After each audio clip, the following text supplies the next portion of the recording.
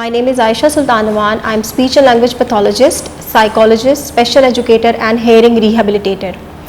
And I have been working in this field for almost past 6 years. अभी जो मेरा बहुत ज़्यादा इंटरेस्ट इस फील्ड में है स्पीच एंड लैंग्वेज पैथोलॉजी को लेके, वो हेयरिंग लॉस और हेयरिंग इम्पेयरमेंट में है। इसके अलावा भी हम दूसरे डिसऑर्डर्स को भी डील करते हैं, जैसे ऑटिज्म हो गया, डाउन सिंड्रोम, ये सब डिसेबिलिटीज़।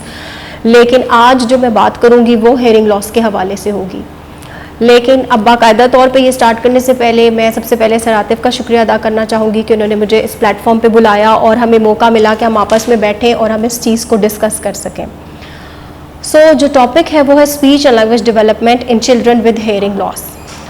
अब जब हम बात करते हैं स्पीच और लैंग्वेज की, तो उसमें सबसे पहले ये बात आ जाती है कि स्पीच क्या है और लैंग्वेज क्या है, क्योंकि लोगों को शुरू में इस बात का नहीं पता होता कि स्पीच जो है वो और लैंग्वेज, इनमें कोई डिफरेंस है।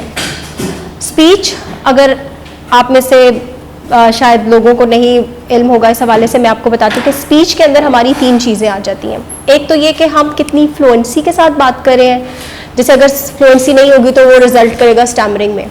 इसके अलावा ये कि हम जब बात करते हैं तो हम कितनी सफाई से बात करते हैं, क्या कोई तोतलापन तो नहीं है किसी बात में। फिर इसके अलावा ये कि हम बात करते हैं वॉइस की। वॉइस में ये आ जाता है कि क्या मेरी आवाज़ मेरे जेंडर के साथ जाती है, अगर मैं खातून हूँ तो क्या मेरी आवाज़ लड़कियों जैसी लगती है, या कोई मर्द है तो समटाइम्स होता है कि उनको आवाज़ उनकी जनाना महसूस हो रही होती है। तो ये वाली जो चीज़ें हैं ये स्पीच के अंदर फॉल करती हैं।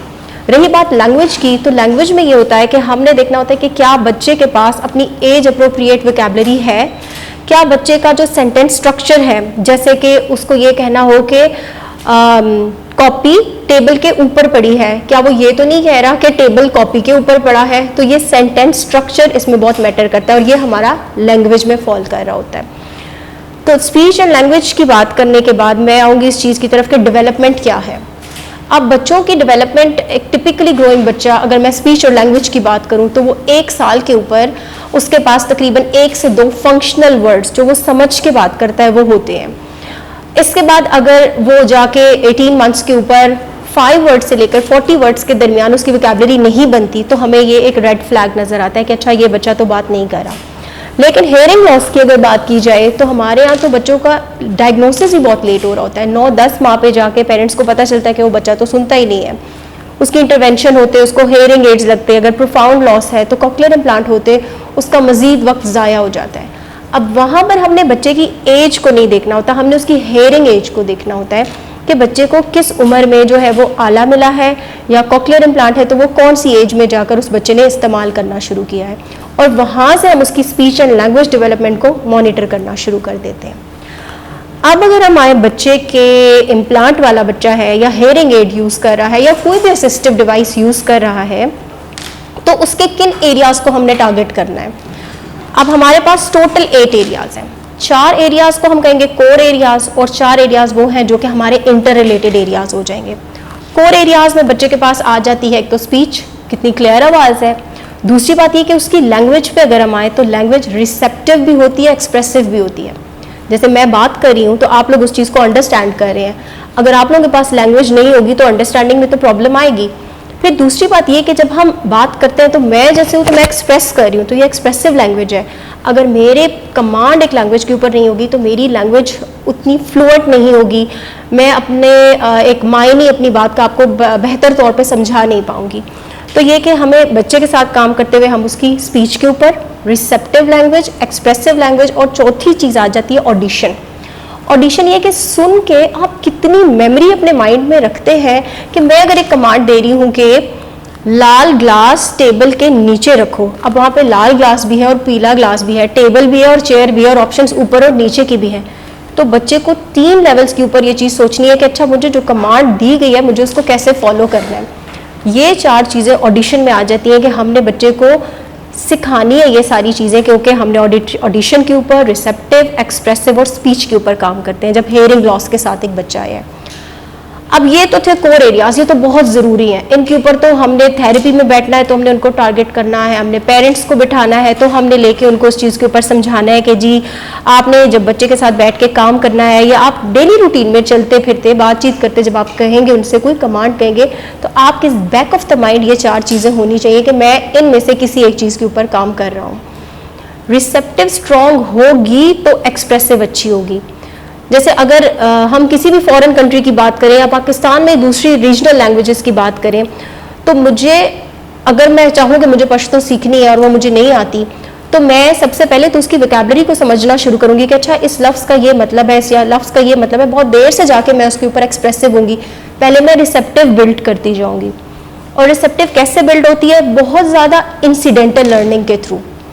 जैसे अगर आप बात करते हैं कि यहाँ पे सिर्फ पेन पड़ा है और आप ये कहते हैं कि मुझे पेन दे दो और मुझे पेन का नाम नहीं पता, तो मेरे माइंड में ये क्लिक करेगा अच्छा ये चीज़ थी, इसकी तरफ किसी ने इशारा किया और साथ में पेन बोला है, तो और समटाइम उस चीज़ को हाईलाइट भी कर देते हैं, उसको अकूस्टिक हाईलाइटिंग कहते हैं कि मुझे पेन दे दो। तो अब मुझे समझ में आ जाएगी अच्छा ये जो चीज़ है इसका नाम पेन है। तो एक बच्चा जो है हेयरिंग लॉस के साथ जब वो चीज़ें कैसे सीखता है, वो इस तरीके से कि जब आप उसको कहीं पे इंसिडेंटल टीचिंग कराते हैं, माँ कुकिंग कर रही है तो वो कहेगी मुझे आलू दे दो, अच्छा ये प्याज है मैं इसको पील कर रही हूँ, तो वो सुनते सुनते उसकी एक ये चीज़ डेवलप हो जाएगी कि अच्छा माँ ये चीज़ कर रही थी, उसने ये वाला लफ्ज़ बोला था और ये उस चीज़ के साथ जा रहा था। तो बच्चे मीनिंग अटैच करना शुरू कर देते हैं और वो वहाँ पे अपनी लैंग्वेज को बिल्ड करने लगते हैं। अब वो पहले रिसेप्टिव में उसके पास आया है और बाद में वो एक्सप्रेसिव में किसी वक्त अचानक से होगा, बच्चा कह देगा कि ओ मुझे पेन दे दो या पेन है, तो हम कहेंगे अच्छा यार ये तो हमने इसको सिखाया ही नहीं था, लेकिन क्योंकि उसने बार बार सुना था वो रिसेप्टिव में बिल्ड हो गया और अब एक्सप्रेसिव में उसके पास आ गया। स्टार्ट में जब बच्चा बोलना शुरू करता है तो क्लैरिटी नहीं होती, फिर हम क्या करते हैं कि हम उसके साथ इस तरीके से काम करते हैं कि हम उसको बार बार सुनवा के उसको क्लियर कराते हैं। कोई भी बच्चा हमेशा याद रखे कि अगर वो कोई डिवाइस इस्तेमाल कर रहा है, भले वो कॉक्लियर इम्प्लांट है, हेयरिंग एड्स हैं, उसने पहले उस आवाज़ को सुनना है, उसका मीनिंग एक चीज़ के साथ एसोसिएट करना है और उसके बाद उसने उसको बोलना है। अब वो अनक्लियर बोलेगा तो हम कैसे क्लियर करवाएंगे? हम वही उसको सुनवाएंगे, बार बार हम उसको लिसनिंग का एक्सपीरियंस देंगे। हमने लिप रीडिंग नहीं करवानी, हमने उसको कोई फेशियल क्यूज नहीं देने, कोई एग्जैजरेट करके नहीं बोलना। अब जिससे समटाइम्स बच्चे आते हैं और वो पेरेंट्स कहते हैं कि हम तो इनको नहीं लिप रीडिंग करा रहे, ये तो सुन के बोलता है, लेकिन वो कैसे बोल रहा होता है उस साफ समझ में आ जाता है कि ये जो इतनी एग्जैजरेशन हो रही है ये माँ बाप ने घर पे इतना ही हाईलाइट कर करके सिखाया, तो थेरेपिस्ट फौरन उस चीज़ को पकड़ लेते हैं कि अच्छा भी इसके साथ तो लिप रीडिंग हो रही है। लिप रीडिंग डिवाइस लग गई तो उसको पक्का पक्का आपने बंद कर देना है। इंटर रिलेटेड एरियाज की बात करें, ये तो कोर थे कि ये तो डेफिनेटली हमने टारगेट करने हैं। इंटर रिलेटेड एरियाज में क्या आ जाता है, बच्चे का क्या काम है, खेलना। तो हम प्ले से देखेंगे कि बच्चे का प्ले कैसा है, क्या वो अपने एज अप्रोप्रिएट प्ले करता है, क्या वो बच्चों के साथ घुल मिल के खेलता है, कहीं वो अलग अलग तो नहीं रहता। और ये कि खेल के दौरान क्या अगर अब जैसे गेम्स होती हैं कि स्क्वायर के अंदर स्क्वायर डालना है और सर्कल के अंदर सर्कल डालना है, तो क्या वो वाली चीज़ें कर रही हैं। अब ये साथ में उसकी कॉग्निशन को टारगेट कर रहा है कि उसकी अंडरस्टैंडिंग कैसी है, वो अपना मेंटल लेवल उसका किस तरह से जा रहा है। फिर हमने देखना होता है प्रैग्मैटिक्स। प्रैग्मैटिक्स होता है सोशल यूज़ ऑफ लैंग्वेज, यानी कि अगर मैं किसी इन्वायरमेंट में हूँ, मुझे किसी को मिलना है तो मुझे मुस्कुरा के सलाम करना है, कोई मेरे से हाल पूछ रहा है तो मुझे उसका अच्छे से जवाब देना है। तो ये वाली चीज़ें फिर प्रैग्मैटिक्स में फॉल करती हैं कि हमने अच्छा बच्चे को सिर्फ ये नहीं कि हम स्पीच रिसेप्टिव एक्सप्रेसिव में रखें, हमने उसको इतना एम्पावर करना है कि वो सोशली जब लोगों को मिले तो कोई उसका बिहेवियर इनअप्रोप्रिएट ना लगे कि अच्छा ये तो छेप रहा है, छुप रहा है किसी के पीछे, या इसको ग्रीट नहीं करना आता, इसकी सोशल स्माइल नहीं है, ये वाला हो गया। फिर लास्ट चीज़ जिसको हम टारगेट करते हैं वो लिटरेसी है। Not the last one, but ये कि यस इस सारी हायरार्की के अंदर लिटरेसी भी होती है, जिन स्किल्स को हम देखते हैं कि बच्चे को क्या पेंसिल ग्रिप उसकी अच्छी हो रही है। और ये जो कोर एरियाज है ना, ये तो हम देखेंगे बच्चे की हेयरिंग एज के साथ, जो मैंने शुरू में जिसका जिक्र किया कि अगर अब उसको 2 साल में इम्प्लांट लग रहा है या वो हेयरिंग एड इस्तेमाल कर रहा है और अब वो 3 साल का हो गया तो उसकी हेयरिंग एज 1 ईयर के बराबर होगी। तो हम माइलस्टोन्स ये नहीं देखेंगे कि अच्छा अब ये 4 साल का हो गया तो मुझे 4 साल पे जाके देखना है, 1 ईयर का देखेंगे। लेकिन जो इंटर रिलेटेड एरियाज जैसे प्ले है, प्रैग्मैटिक्स है, लिटरेसी है, कॉग्निशन है, अकल समझ तो उसकी 4 साल वाले बच्चे की होगी, तो हम फिर ये चीज़ें उसके एज अप्रोप्रिएट देखेंगे। तो लाइक हमने जब बच्चे को देखना है तो हमने 2 तरीकों से देखना है, कोर एरियाज की बेसिस पे और इंटर रिलेटेड एरियाज की बेसिस पे। और ये बात ध्यान में रखनी है कि कोर के साथ जाएगा उसकी हेयरिंग एज और इंटर रिलेटेड के साथ उसकी जो भी एक्चुअल एज, क्रोनोलॉजिकल एज जिसको हम कहते हैं, वो जाएगी। तो इसके अलावा ये कि जब आप चीज़ें कर रहे होते हैं, जैसे आर्टिकुलेशन भी देख ली, उसकी क्लैरिटी पे हमने काम कर लिया, अब जब हम लैंग्वेज की तरफ आते हैं तो लैंग्वेज में एक तो हमने जैसे पहले बात की मैंने कि सिमेंटिक्स होती है वोकैबुलरी, एज अप्रोप्रिएट वोकैबुलरी होना बहुत ज़रूरी है। और वोकैबलरी में हमारा एक मिसकंसेप्शन ये पाया जाता है कि नाउन्स, बहुत ज़्यादा चीज़ों के नाम सिखा दो, पेन है, टेबल है, चेयर है, नाउन्स के ऊपर जुमला नहीं बनता। एक अच्छा जुमला तरतीब देने के लिए ज़रूरी है कि उसके अंदर नाउन्स भी होंगे, एडजेक्टिव्स भी होंगे, वर्ब्स भी होंगे, प्रपोजिशंस भी होंगी। तो उसमें जब हम टारगेट कर रहे होते हैं तो हम बच्चे को ये सब चीज़ें कुछ ना कुछ सिखा रहे होते हैं। जैसे एक central institute for the deaf है, वहाँ पे उन्होंने एक काइंड ऑफ रिसर्च की और उन्होंने कहा कि जब बच्चे के पास 50 वर्ड्स की वोकैबलरी आ जाती है तो वो एक बेहतर जुमला बनाने के काबिल हो जाता है। लेकिन अब अगर वो 50 वर्ड्स सारे हमारे पास सारे के सारे नाउन्स हैं तो उसके तो जुमले में कोई जान ही नहीं होगी। उसके लिए ज़रूरी है कि बच्चे के पास तकरीबन 30 नाउन्स, 10 वर्ब्स, 5 एडजेक्टिव्स और 5 प्रपोजिशंस हो, तो ये मिला जुला के उसके लिए इतना काफ़ी हो जाता है कि वो एक बेहतर जुमला तरतीब दे सके। फिर जब हम जुमले की तरतीब की बात करते हैं तो मैंने आपको बताया कि वो किताब टेबल के ऊपर या टेबल किताब के ऊपर वाली बात, तो ये होती है सिंटैक्स। सिंटैक्स के ऊपर फिर हम काम करना शुरू करते हैं कि बच्चा अपना प्रॉपर सिंटैक्स स्ट्रक्चर उसका ठीक हो। अब हेयरिंग लॉस के बच्चे का स्ट्रक्चर ठीक कराने के लिए ज़रूरी है कि आप उसे ज़्यादा से ज़्यादा बातें करें। जितना ज़्यादा वो सुनेगा उसके पास एक सेंटेंस स्ट्रक्चर खुद ब खुद ऑटोमेटिकली अच्छा डेवलप होना शुरू हो जाएगा।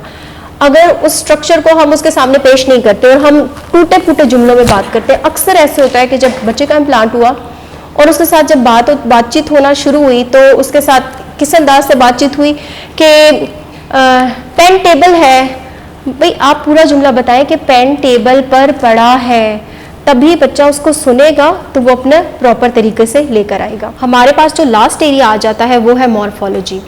अब मॉर्फोलॉजी क्या है कि किसी जुमले के अंदर जो हमारे वर्ड्स आ रहे हैं, बेसिक नाउन्स आ रहे हैं या वर्ब्स, एक्चुअली यस, जो वर्ब्स आ रहे हैं, वर्ब की एंडिंग किस हिसाब से चेंज होती है।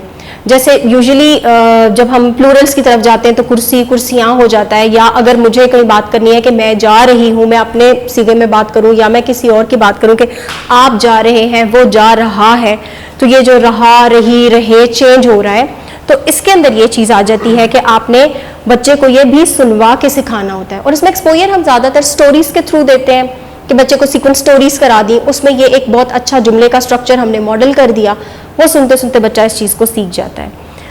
तो this is all from my side. I hope आप लोगों को समझ में आ गया होगा। कोई कन्फ्यूजन है, कोई क्वेश्चन है तो आप लोग पूछ सकते हैं। मैम जैसे कि भाई ने कहा था कि मेरी एक सिस्टर है 15 साल की, तो वो उनको आला नहीं लग रही, ठीक है, और वो हमें कोई तरीका बता दे अल्टरनेटिव, क्या उसको किस तरह कोई आला लगा दे या कोई मतलब कोई चीज़ लगा दे ताकि इनके हेयरिंग बहाल हो जाए और हम इनको एजुकेट करें, क्योंकि जो कम्युनिकेशन करते हैं उसमें बड़ा मसला आता है। जो बच्चे की अगर आप बात करें कि 15 इयर्स एज हो गई है और उसकी कोई लैंग्वेज डेवलपमेंट अभी और हमारी नहीं हुई, तो उसमें यही होगा कि अगर उनकी फर्स्ट लैंग्वेज जो अभी से लेके 15 साल तक वो साइन लैंग्वेज इस्तेमाल कर रही हैं, तो फिर उनके साथ साइन लैंग्वेज में ही बात की जाएगी। उनको अगर एजुकेट भी करना है, उनको जो कुछ भी सिखाना है, क्योंकि जो एक बच्चा है ना 7 साल तक वो एक लैंग्वेज को एक्वायर कर सकता है। बेटर तो ये होता है कि 3.5 साल से पहले कोई असिस्टिव टेक्नोलॉजी बच्चा यूज़ करे, वो नहीं किया, 7 साल तक भी नहीं हुआ, दूसरी विंडो भी ख़त्म हो गई। अब उसमें फिर यही चीज़ आ जाती है कि बच्चे के पास जो लैंग्वेज है उसी के थ्रू उसको सिखाएं, उसको पढ़ाएं और उसकी जो भी स्किल्स अगर उसके पास हैं। फिर हम जब बात करते हैं कि बच्चा बड़ा हो गया और कोई उसकी एकेडमिक्स भी नहीं हो पाई, तो फिर उसके पास अगर कोई स्किल है, बच्ची है, तो मोस्टली हेयरिंग इम्पेयरमेंट के साथ जो बच्चे होते हैं उनके आर्ट बहुत अच्छी होती है, तो उसको आर्ट की तरफ ले जाएं। या कोई और चीज़ है, लड़कियां तो बहुत ज़्यादा खाने पकाने में कर रही हैं, तो आजकल तो मैंने देखा यूट्यूब चैनल्स बच्चों ने बनाए हुए हैं, या कुछ बच्चे होते हैं उनको आर्ट के साथ मेकअप का बहुत बच्चों को इंटरेस्ट होता है, तो आप उस चीज़ में सिखा सकते हैं। वहाँ पे लैंग्वेज तो नहीं ज़रूरत और ये वाली सारी स्किल्स उसमें यूज़ हो सकती हैं। मेरा मैडम से सवाल ये था कि मेरे एक रिलेटिव हैं, उनके जो है बेटा वो मतलब उसको स्पीच में प्रॉब्लम होती है, वो कोई भी लफ्ज़ बोलते बोलते बाकी लफ्ज़ तो वो ठीक बोलेगा, कोई ऐसा लफ्ज़ बोलते वो अटक जाएगा, इवन कि वो लफ्ज़ अदा भी नहीं कर सकता। तो सवाल ये था कि इसके लिए कोई मैम ट्रीटमेंट बता दें या कोई ऐसा बता सकें कि उसका क्या इलाज हो सकता है। जिस इशू की आप बात करें ना उसको स्टैमरिंग कहा जाता है, और इसमें यह होगा कि सबसे पहले तो उनकी असेसमेंट होगी, क्योंकि स्टैमरिंग की 4 टाइप्स हैं। उसमें हम ये देखेंगे असेसमेंट में उनके कुछ सैम्पल्स लेंगे स्पीच के, कुछ उनसे रीडिंग करवाई जाएगी और कुछ उनसे हम बातचीत करके देखेंगे। उसमें हमें पता चलेगा कि कौन सी टाइप है और उसके अकॉर्डिंग उनको थेरेपी दी जाएगी। और चूँकि ये बहुत पुराने अरसे से है तो इसमें समटाइम्स ये हो जाता है कि एक बेसिक इशू तो है लेकिन उसके साथ सेकेंडरी इश्यूज भी डेवलप हो जाते हैं। तो फिर हम ये देखते हैं कि अच्छा अब हमें इन सारी चीज़ों को कैसे केटर करना है। तो उनको आप यही रिकमेंड करें कि वो किसी स्पीच पैथोलॉजिस्ट से अपॉइंटमेंट लें और उसकी बाकायदा असेसमेंट करवा कर फिर उसकी इंटरवेंशन के ऊपर काम होगा। अच्छा मैम, मेरा सवाल ये है, मैं ये इशू मेरे साथ खुद ही है। जब भी मैं स्पीच करता हूँ, चाहे वो क्लास में हो या कोर्ट में कोई हेयरिंग हो, तो स्पीच के दरमियान मेरा स्पीड बहुत ज़्यादा बढ़ जाते हैं, तो सामने वाले जो है उसको फिर समझने में थोड़ा प्रॉब्लम हो जाती है। यानी मैं स्टार्टिंग सही लेता हूँ, फिर जब मिडिल में कोई इशू होती है ना, यहाँ पे मेरी स्पीड बहुत ज़्यादा हो जाती है, तो सामने वालों को ना बड़ी मुश्किल होती है कि भाई मैंने क्या बोला है। फिर वो कहते हैं कि आप रिपीट कर दें, फिर जब मैं दोबारा रिपीट करता हूँ तो फिर वो समझ सकते हैं। तो इसका क्या मसला है मैम? इसके लिए एक तो ये है कि आप वाटर इनटेक अपना ज़्यादा रखें, ज़्यादा पानी पिएं, और दूसरा आपने एक तो ब्रीदिंग एक्सरसाइजेस करनी है, ठीक है। आपके ऊपर अपना ब्रेथ कंट्रोल आएगा, क्योंकि हम बात कैसे करते हैं, हम अपनी सांस के ऊपर बात करते हैं, ठीक है। और आपके साथ जो इस वक्त आप इशू फेस करें, आपको ये होता है कि आपके अंदर जितनी एयर है ना, आप उसको फ़ौरन से चाहते हैं कि मैं इसको निकाल के उसके ऊपर बात अपनी फ्लो में एकदम से कर दूँ। एक तो घर में थोड़ी सी इस चीज़ की प्रैक्टिस करें मिरर के सामने कि आपने स्लो बोलना है। उसके लिए आप ये कर सकते हैं कि आपने ना फिंगर्स के ऊपर एक एक लफ्ज़ बोलें। जैसे आपने कोई बात करें, आप कहें कि मुझे बाज़ार जाना है, तो आप बोले मुझे बाज़ार जाना है। थोड़ा सा एक तो आप इसकी अकेले में ड्रिल करें इस चीज़ की। दूसरी बात ये कि जो आपने ब्रीदिंग एक्सरसाइज करनी है ना, नाक से सांस लेनी है, पेट में होल्ड करनी है, बिल्कुल स्ट्रेट बैठना है, और फिर आपने मुंह से अपनी जो सांस है वो बाहर निकालनी है। और ये कि और सही तरीके से आपने अपने फेफड़े हवा से भरने हैं, और उसको थोड़ी देर अगर आप 1-2 सेकंड्स के लिए होल्ड भी कर लें तो ठीक है, लेकिन आपको ब्रेथ कंट्रोल आ जाएगा तो आपकी ऑटोमेटिकली जो स्पीड है उसके ऊपर आपकी बेहतरी आ जाएगी इंशाल्लाह।